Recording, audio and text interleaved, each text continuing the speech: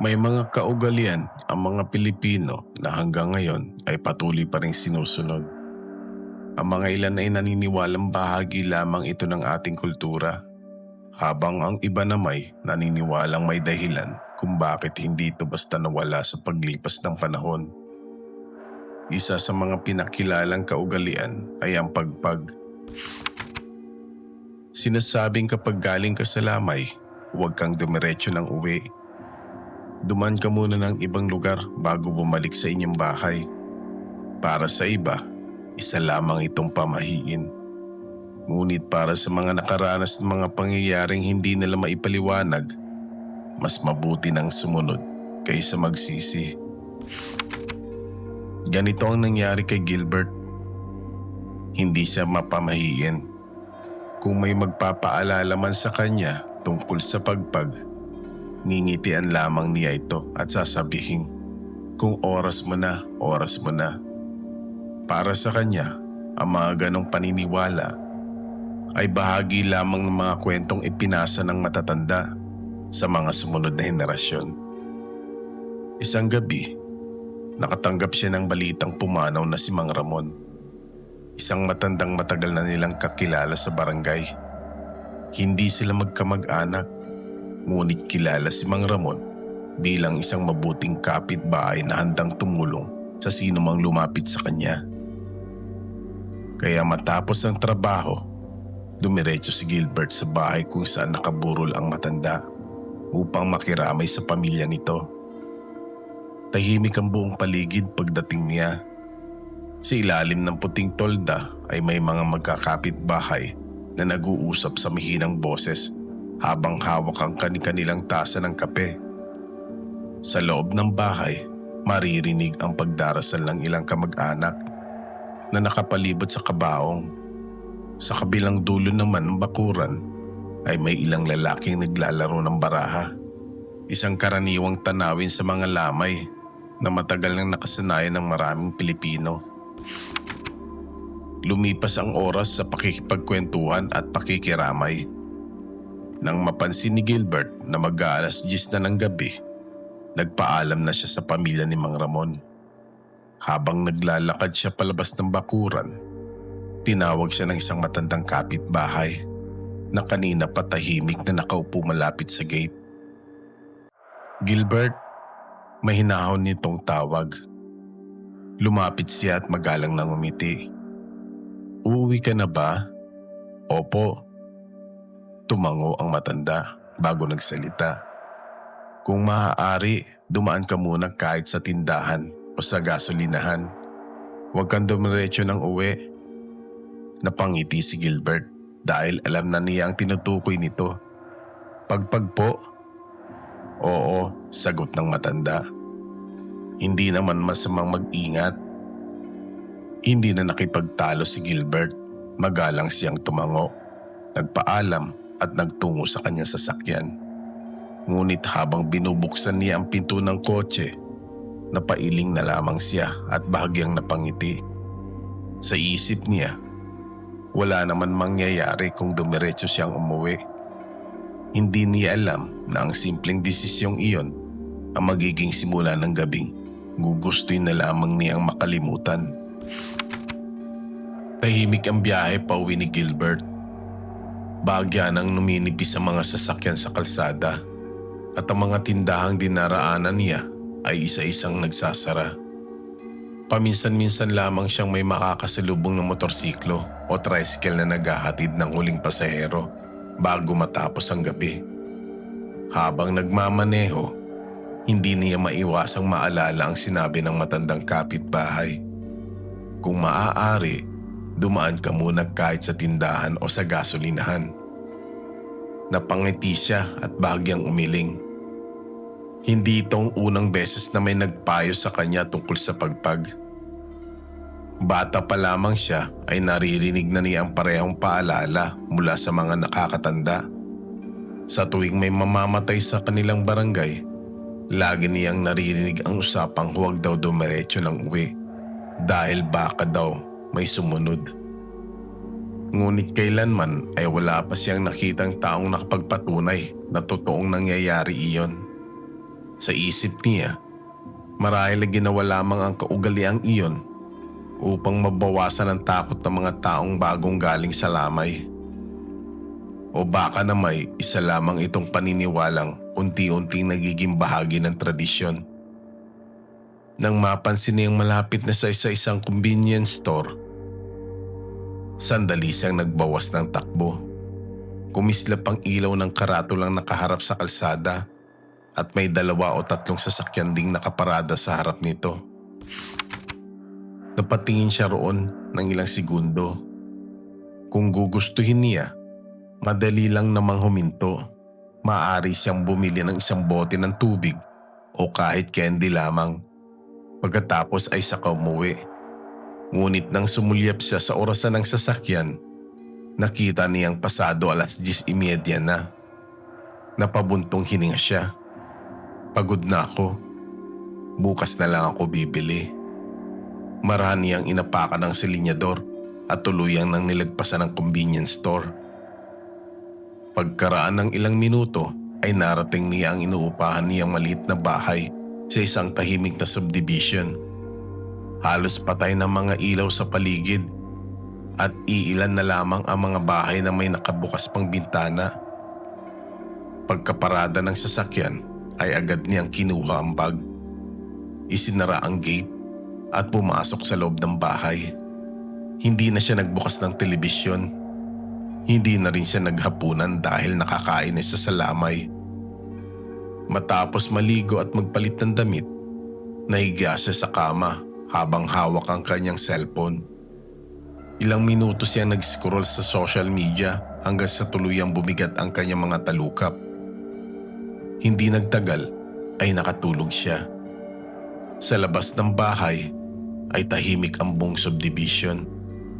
Walang tahol ng aso. Walang dumara ang sasakyan. Wala ring anumang kakaibang tunog. Ngunit pagsapit ng madaling araw, may isang bagay na dahan-dahang nagsimulang gumising kasama ng katahimikan ng gabi. Hindi alam ni Gilbert kung anong oras siya nagising. Wala naman siyang narinig na malakas na ingay. Wala rin bangungot na gumising sa kanya. Basta na lamang siyang napadilat na para bang may kung anong hindi maipaliwanag na dahilan. Madilim ang kanyang silid. Ang tanging liwanag ay nagmumula sa ilaw ng poste sa labas na bahagyang sumisilip sa pagitan ng kortina. Nang silipin niya ang oras sa kanyang cellphone, eksaktong 3:12 ng madaling araw. Napabuntong hininga siya at ibinalik ang cellphone sa maliit na mesa sa tabi ng kama. Maaga pa, bulong niya sa sarili. Ipinikit niyang muli ang kanyang mga mata at sinubukang makatulog. Ilang sandali pa lamang ang lumilipas nang may marinig siyang mahinang tunog mula sa labas ng bahay. Dahan-dahan niyang iminulat ang kanyang mga mata. Hindi iyon sapat para kabahan siya. Marahil ay may pusang umakyat sa bakod o kaya may nalaglag na maliit na sanga mula sa puno sa tapat ng bahay. Nanatili siyang nakahiga at naghintay kung may kasunod pa. Lumipas ang ilang segundo, tahimik. Napailing siya at muling ipinikit ang kanyang mga mata. Ngunit bago pa man siya tuluyang makatulog, muli niyang narinig ang parehong tunog. Mas malinaw na ngayon. Hindi ito nagmula sa bubong o sa bakod. Parang may bahagyang tumama sa salamin ng bintana. Napaupo si Gilbert sa kama. Tahimik siyang nakinig habang pinipilit alalahanin kung may mga batang mahilig bang mambato sa kanilang subdivision kahit 10 oras na ng gabi. Ngunit mabilis din niyang inalis ang isip na iyon. Halos lahat ng kapitbahay nila ay matagal nang tulog sa ganitong oras. Nagpasa siyang bumangon at lumapit sa bintana. Bahagya niyang hinawi ang kortina. Tahimik ang kalye.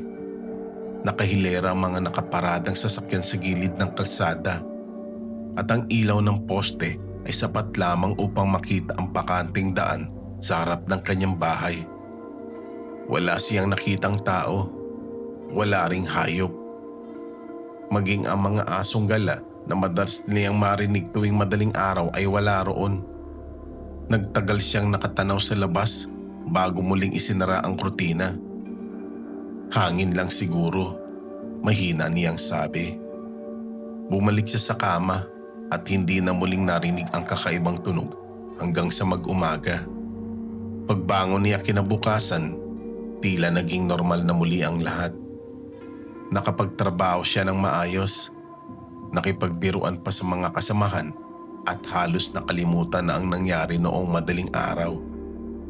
Kung hindi lamang niya napansin ang isang maliit na bagay pag-uwi niya ng gabing iyon, malamang ay naisip niyang nagkataon lamang ang lahat.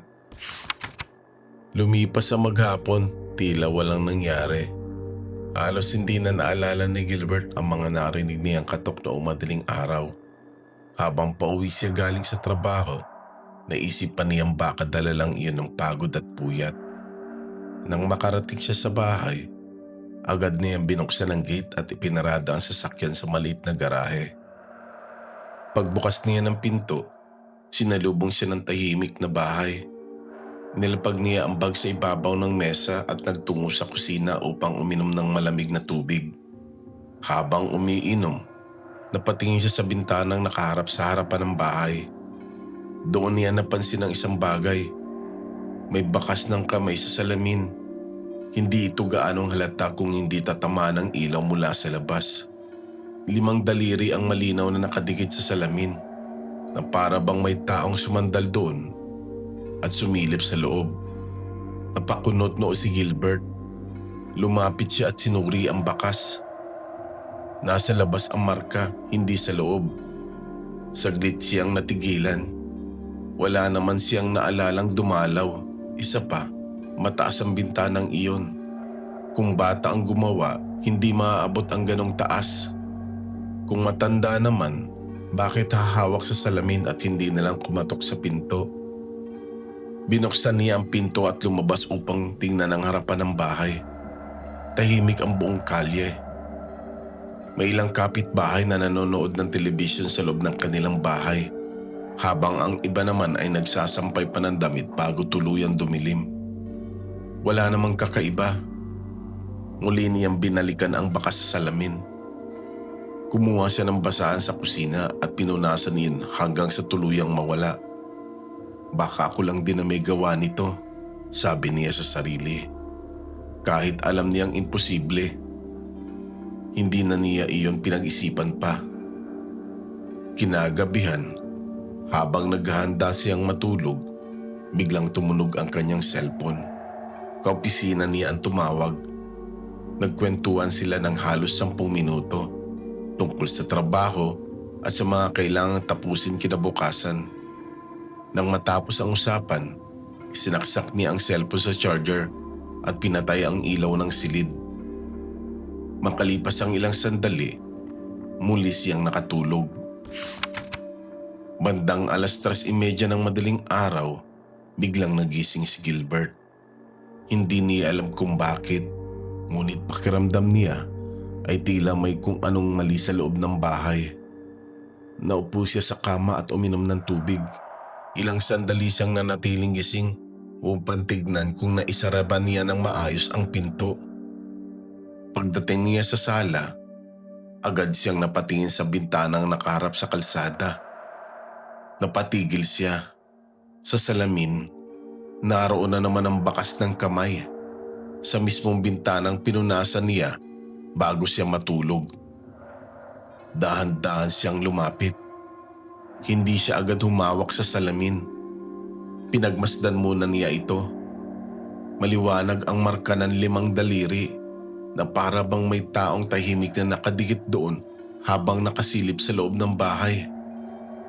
Saglit siyang napalingon sa labas. Tahimik pa rin ang buong kalye. Walang tao, walang dumaraang sasakyan. Wala rin kahit anong maaaring pagmulan ng bakas na nasa harap niya. Unti-unti niyang naramdaman ang panlalamig ng kanyang batok. Hindi na niya alam kung alin ang mas nakakatakot. Ang bakas na bigla na lang bumalik o ang katotohanang wala siyang nakitang sino man sa labas ng bahay. hindi na siya muling nakatulog ng gabing iyon. Kinabukasan, pumasok si Gilbert sa trabaho na kulang sa tulog. Buong magdamag niyang inisip ang bakas ng kamay na muling lumitaw sa bintana. Pilit niya itong hinanapan ng paliwanag, ngunit sa bawat naiisip niyang dahilan ay may isang tanong na hindi niya masagot. Kung may taong dumampi nga sa salamin, bakit wala siyang nakita sa labas? Makalipas ang maghapon, nagpasya siyang dumaan muli sa lamay ni Mang Ramon. Hindi naman dahil sa takot. Gusto lang niyang makiramay muli sa pamilya at baka sakaling makausap ang matandang nagpaalala sa kanya tungkol sa pagpag. Pagdating niya, mas marami ang tao kaysa noong nakaraang gabi. May ilang kamag-anak na dumating mula sa ibang bayan at abala ang mga kapitbahay sa paghahanda ng hapunan para sa mga dumadalaw. Habang naglalakad siya papasok ng bakuran, napansin niya nakaupo pa rin malapit sa gate ang matandang babaeng kumausap sa kanya. Ngumiti ito nang makita siya. "Bumalik ka?" "Opo," sagot ni Gilbert. "Naisip ko kasing dumalaw ulit bago ang libing." Tumango ang matanda, ngunit hindi agad nagsalita. Ilang sandali siyang tinitigan na para bang may gusto siyang tiyaking makita. Makalipas ang ilang segundo, bahagyang nawala ang ngiti sa kanyang mukha. "Diretso ka bang umuwi noong dumalaw ka dito?" Hindi agad nakasagot si Gilbert. Napakamot siya sa batok at bahagyang natawa. "Opo, hindi na po ako dumaan kahit saan." Tahimik na yumuko ang matanda. Hindi ito nagalit. Hindi rin siya pinagsabihan. Sa halip ay marahan nitong hinawakan ng kanyang braso. "May napansin ka ba simula noong unang dumalaw ka rito?" Hindi na nakatawa si Gilbert. Naalala niya ang katok sa bintana. Naalala rin niya ang bakas ng kamay ng 2 beses niyang nakita. Ngunit nahihiya siyang ikwento iyon. Baka isipin ng matanda na natatakot siya sa isang bagay na wala namang kasiguruhan. "Kakaunti lang po ang tulog ko," maikli niyang sagot. Matagal siyang tinitigan ng matanda bago ito muling nagsalita. "Kapag may kakaiba kang napansin sa mga susunod na gabi, huwag mo nang ipagwalang bahala." Napakunot si Gilbert. "Bakit po?" Hindi agad sumagot ang matanda. Sa halip ay tumingin muna ito sa kabaong ni Mang Ramon na nasa loob ng bahay. Pagkaraan ng ilang sandali, saka lamang ito nagsalita sa mahinang tinig. "May mga pagkakataon kasi na hindi lahat ng umaalis sa lamay ay nag-iisang umuuwi." Hindi na nagdagdag pa ng paliwanag ang matanda. Tumayo ito at dahan-dahang naglakad papasok ng bahay. Iniwang mag-isa si Gilbert sa ilalim ng puting tolda. Habang nakatanaw siya sa mga taong nakikipaglamay, hindi niya nang malayang unti-unti nang bumibigat ang pakiramdam sa kanyang dibdib. Sa unang pagkakataon, mula nang mangyari ang lahat, pumasok sa isip niya ang posibilidad na baka hindi nagkataon ng mga narinig niyang katok.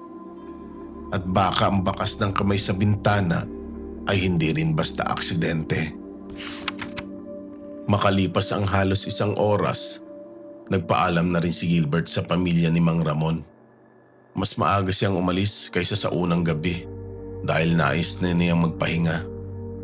Habang naglalakad siya palabas ng bakuran, muli niyang naalala ang sinabi ng matandang babae. "Kapag may kakaiba kang napansin sa mga susunod na gabi, huwag mong ipagwalang bahala." Hindi niya alam kung bakit, ngunit sa pagkakataong iyon ay hindi na niya iyon magawang tawanan. Pagkasakay niya sa sasakyan, hindi niya agad pinaandar ang makina. Sandali siyang naupo at nag-isip, kung totoo mang wala namang mawawala sa pagpag, bakit hindi na lang niya subukan? Lumingin siya sa paligid at napansin ang isang maliit na convenience store na bukas pa sa kanto ng pangunahing kalsada. Ilang minuto lamang ang layo nito mula sa bahay na pinaglalamayan. Tahimik niyang pinaandar ang sasakyan at nagtungo roon. Pagdating sa tindahan, bumili lamang siya ng isang bote ng tubig. Hindi siya nagtagal. Pagkatapos magbayad ay bumalik agad siya sa sasakyan. Habang inilalagay niya ang sukli sa bulsa, napansin niya ang isang matandang lalaki na nakatayo sa kabilang bahagi ng paradahan. Hindi ito gumagalaw. Nakatayo lamang habang nakatingin sa direksyon niya. Hindi iyon ang nakapagpabigat ng pakiramdam ni Gilbert. Ang mas nakapagtataka ay ang paraan ng pagtitig ng matanda.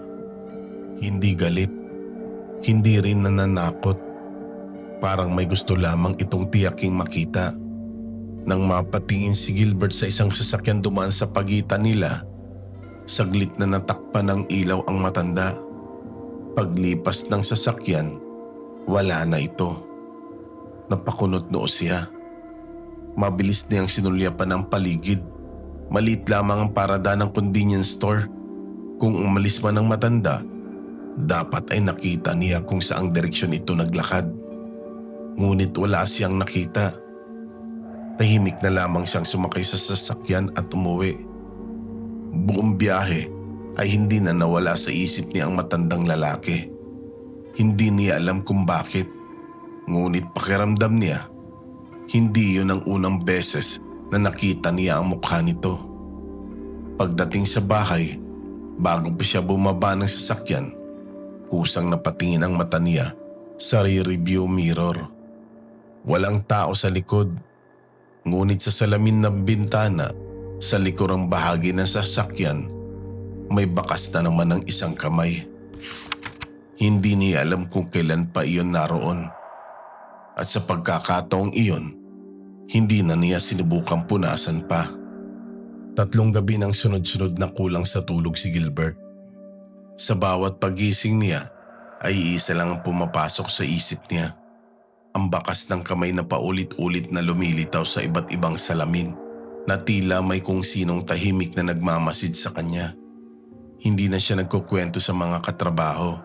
Ayaw niyang isipin ng mga ito na natatakot siya sa isang bagay na wala naman siyang maipakitang ebidensya. Ngunit may isang pangyayaring hindi na niya kayang baliwalain. Kinabukasan, habang papasok siya sa opisina, nakasalubong niya ang isa niyang kasamaan sa trabaho. Pagkakita pa lamang sa kanya ay bigla itong napatigil. "Gilbert, ano yun?" Saglit itong nag-atubili bago muling nagsalita. "May kasama ka ba kanina?" Napakunot noo siya. "Wala. Kabababa ko lang ng sasakyan." Napakamot sa ulo ang kanyang katrabaho. "Akala ko may matandang lalaki sa likod mo." Paglingon ko ulit, wala na. Napilitang ngumiti si Gilbert. "Baka na malikmata ka lang." Tumawa ang dalawa at nagtuloy sa trabaho. Ngunit si Gilbert lamang ang nakakaalam na hindi siya natawa. Mula nang marinig niya ang sinabi ng kanyang kasamaan, hindi na nawala sa isip niya ang matandang lalaking nakita niya sa convenience store. Lumipas ang maghapon na tila napakabagal. Pagsapit ng uwian, hindi na siya dumiretso ng bahay. Nagpunta muna siya sa simbahan. Tahimik siyang naupo sa pinakadulong upuan at nanatili roon ng halos kalahating oras. Hindi siya humihingi ng milagro. Hindi rin siya humiling ng kung anuman. Ang tanging dasal niya ay sana matapos na ang kakaibang pangyayaring hindi niya maipaliwanag. Paglabas niya ng simbahan ay magaan na sana ang pakiramdam niya. Ngunit pagdating niya sa kanyang sasakyan, napansin niyang may maliit na putik na bakas ng paa sa tabi mismo ng driver's door. Isa lang, hindi papunta, hindi rin palayo. Parang may isang taong tumayo roon nang matagal bago nawala. Tahimik siyang yumuko upang tignan ito. Pag-angat niya ng ulo, napansin niyang nakatingin sa kanyang isang refleksyon sa salamin ng sasakyan. Ngunit may isang bagay na nagpanginig sa buo niyang katawan. Sa refleksyon, Tila may aninong nakatayo sa likuran niya. Mabilis siyang lumingon. Wala. Pagharap niyang muli sa salamin, siya na lamang ang naroon. Hindi na siya nagtagal pa. Agad niyang pinaandar ang sasakyan at umuwi nang hindi na lumilingon pa. Sa gabing iyon, hindi na muling may kumatok sa bintana. Wala na ring bakas ng kamay. Ngunit mas lalong bumigat ang pakiramdam ni Gilbert dahil sa unang pagkakataon, hindi siya sigurado kung ang hinahanap ba niya ay nasa labas ng bahay o matagal na palang sumasabay sa kanya saan man siya magpunta. Lumipas ang ilang araw, unti-unti ring bumalik sa dati ang buhay ni Gilbert. Hindi na siya nagigising tuwing madaling araw. Wala nang makakatok sa bintana. Hindi na rin muling lumitaw ang bakas ng kamay sa bahay o sa kanyang sasakyan. Sa bawat araw na lumilipas, lalo niyang kinumbinsi ang sarili na baka pagod lamang siya nung mga nakaraang gabi. Marahil ay nagkataon lang ang lahat ng nangyari. Dumating ang araw ng pagdalaw niya sa puntod ni Mang Ramon. Tahimik ang sementeryo ng umagang iyon. Iilang tao lamang ang naroon at karamihan ay abala sa paglilinis ng mga puntod ng kanilang mga mahal sa buhay. Nag-alay siya ng bulaklak at yumuko sandali bilang paggalang. Bago siya umalis, napansin niyang naroon din ang matandang babaeng nakausap niya sa lamay. Ngumiti ito ng bahagya. "Kamusta ka na?" "Ayos na po," sagot ni Gilbert. Mukhang tapos na rin ang lahat. Tahimik na tumango ang matanda. "Mas mabuti kung ganoon." Nagpaalam na si Gilbert at naglakad pabalik sa paradahan. Pagdating niya sa kanyang sasakyan, tumingin muna sa kanyang likuran at saka binuksan ang pinto. Bago pa man siya tuluyang makasakay, may isang bagay ang nakatawag sa kanyang pansin. Sa salamin ng bintana ng driver's side, may bakas ng isang kamay. Kaparehong kapareho ng mga nauna niyang nakita. Malinaw ang 5 daliri. Parang may taong dumampi roon ilang sandali lamang ang nakalipas. Hindi siya kumilos. Hindi rin niya ito pinunasan. Unti-unti siyang napalingon sa paligid. Tahimik ang sementeryo. Walang taong malapit sa kanyang sasakyan. Pagbalik ng tingin niya sa salamin, unti-unting naglaho ang bakas ng kamay. Hindi ito nabura na parang pinunasan. Hindi rin ito natuyo. Parang may isang kamay na dahan-dahang bumitaw mula sa kabilang panig ng salamin. Nanigas si Gilbert. Makalipas ang ilang segundo, mabilis siyang sumakay at pinaandar ang sasakyan. Hindi na siya lumingon pa. Habang papalabas siya ng sementeryo, natanaw niya sa rearview mirror ang matandang babae, nakatayo pa rin sa gilid ng daan. Tahimik lamang itong nakatingin sa papalayong sasakyan. Pagkatapos ay marahan itong yumuko. Parang may isang bagay na nauunawaan na hindi na kailanman nalaman ni Gilbert. Mula noon, tuwing may napupuntahan siyang lamay, hindi na siya kailanman dumidiretso ng uwi. Kung kinakailangan niyang bumili kahit isang bote ng tubig o umikot lamang ng ilang minuto bago umuwi, ginagawa niya iyon. Hindi dahil sigurado siyang totoo ang pamahiin, kundi dahil may mga bagay sa mundong ito na mas mabuting hindi na lang subukang suwayin. Marahil ay pamahiin lamang para sa iba ang pagpag. Ngunit kung may pagkakataon namang umiwas sa isang bagay na maaaring magdala ng kapahamakan, wala namang mawawala kung susundin natin ang paalala ng ating mga nakatatanda. Ako si Dada at magkita-kita tayong muli sa susunod na gabi dito sa Ang Kwento ni Dada.